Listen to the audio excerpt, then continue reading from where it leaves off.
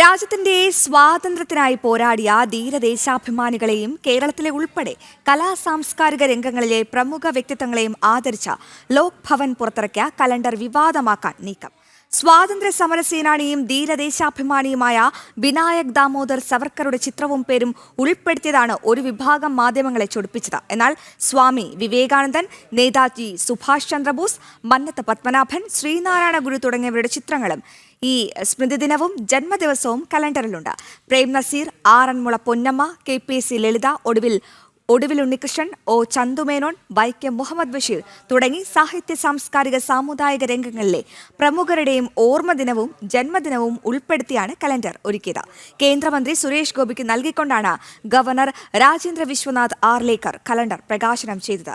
വിവരങ്ങൾ നൽകും പ്രശാന്ത് ശങ്കരമംഗലത്ത്. പ്രശാന്ത്, എത്ര മനോഹരമായാണ് ലോക് ഭവൻ ഈ രാജ്യത്തിന്റെ സ്വാതന്ത്ര്യത്തിനായി പോരാടിയ ധീരദേശാഭിമാനികളെ ആദരിച്ചിരിക്കുന്നത്. ഒപ്പം ഈ കേരളത്തിൽ ഉൾപ്പെടെ കലാസാംസ്കാരിക രംഗങ്ങളിലെ പ്രമുഖ വ്യക്തിത്വങ്ങളെയും അർഹമായൊരു ആദരവല്ലേ ലോക് ഭവൻ സംഘടിപ്പിച്ചിരിക്കുന്നത്? അശ്വതി, ലോക് ഭവന്റെ ചരിത്രത്തിൽ തന്നെ ആദ്യമായിട്ടാണെന്ന് തോന്നുന്നു ഇത്തരത്തിലൊരു കലണ്ടർ പുറത്തിറക്കുന്നത്.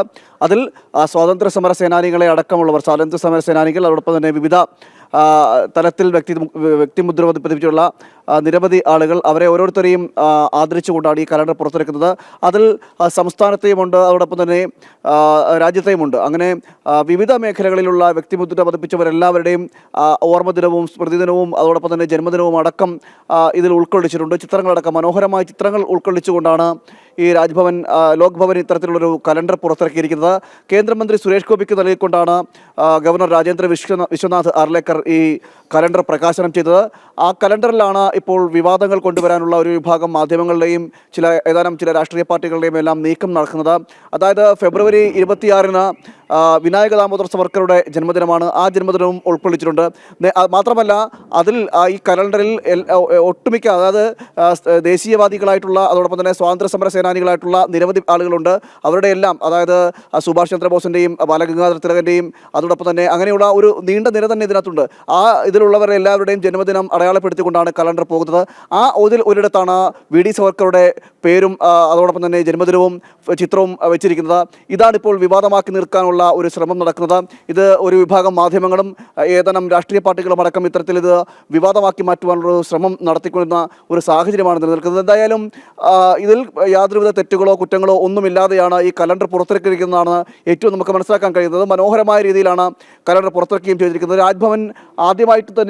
ലോക് ഭവൻ ആദ്യമായിട്ട് തന്നെയാണ് ഇത്തരത്തിലൊരു കലണ്ടർ പുറത്തിറക്കുകയും ചെയ്തത്. കേന്ദ്രമന്ത്രി അതിൽ ഭാഗമാവുകയും ചെയ്തിരുന്നു. എന്നാൽ അതിനെ ഗൂഢലക്ഷ്യത്തോടു കൂടി, നമുക്കറിയാം, എന്തും കാണുമ്പോൾ അതിനെ ഗൂഢലക്ഷ്യത്തോടു കൂടി ചിന്തിക്കുന്ന ഒരു വിഭാഗമുണ്ട്. ആ ഒരു വിഭാഗമാണ് ഈ കാര്യത്തിലും വിവാദമാക്കി മാറ്റുന്നതിനുള്ള നടപടിക്രമങ്ങൾ അല്ലെങ്കിൽ ചില വാർത്തകളെല്ലാം നൽകിക്കൊണ്ട് അങ്ങനെ പോകുന്നത്. അതായത് ആ പ്രത്യക്ഷത്തിൽ നമുക്ക് ആ കലണ്ടറിന്റെ കണ്ടു കഴിഞ്ഞാൽ അതിന്റെ PDF നമുക്കെല്ലാം ലഭ്യമാണ്. ആ കലണ്ടർ കണ്ടു കഴിഞ്ഞാൽ കാര്യങ്ങൾ വളരെ വ്യക്തമാണ്. ചില ഗൂഢലക്ഷ്യങ്ങൾ, സമൂഹത്തിൽ തെറ്റായ സന്ദേശം പ്രചരിപ്പിക്കാൻ ഒരു നീക്കം നടക്കുന്നു. ശ്രീനാരായണ ഗുരു, ഗാന്ധിജി അടക്കമുള്ള പോരാളികളുടെ ചിത്രങ്ങൾ കലണ്ടറിൽ വരാറുണ്ട്. പക്ഷേ വീര സവർക്കറോട് മാത്രം എന്തിനാണ് ഇത്ര ഐത്തമെന്നാണ് ഏറ്റവും പ്രധാനപ്പെട്ട ചോദ്യം. അദ്ദേഹത്തിനുള്ള ആദരവ് തന്നെയാണ് ലോക് ഭവൻ നൽകിയിരിക്കുന്നത്. പ്രശാന്താണ് വിവരങ്ങൾ നൽകിയത്.